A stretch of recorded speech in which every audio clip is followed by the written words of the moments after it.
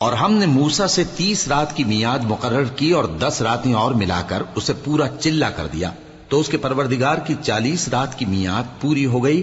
اور موسیٰ نے اپنے بھائی ہارون سے کہا کہ میرے کوہ طور پر جانے کے بعد تم میری قوم میں میرے جانشین ہو، اور ان کی اصلاح کرتے رہنا اور شریروں کے رستے پر نہ چلنا۔ اور جب موسیٰ ہمارے مقرر کیے ہوئے وقت پر کوہ طور پر پہنچے اور ان کے پروردگار نے ان سے کلام کیا تو کہنے لگے کہ اے پروردگار، مجھے اپنا جلوہ دکھا کہ میں تیرا دیدار کروں۔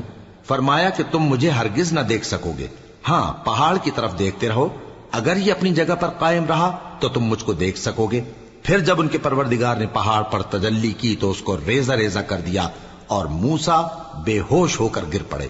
پھر جب ہوش میں آئے تو کہنے لگے کہ تیری ذات پاک ہے اور میں تیرے حضور میں توبہ کرتا ہوں اور جو ایمان لانے والے ہیں ان میں سب سے اول ہوں۔ فرمایا اے موسیٰ، میں نے تم کو اپنے پیغام اور اپنے کلام سے نواز کر لوگوں سے ممتاز کیا ہے، تو جو میں نے تم کو عطا کیا ہے اسے تھامے رکھو اور میرا شکر بجا لاؤ۔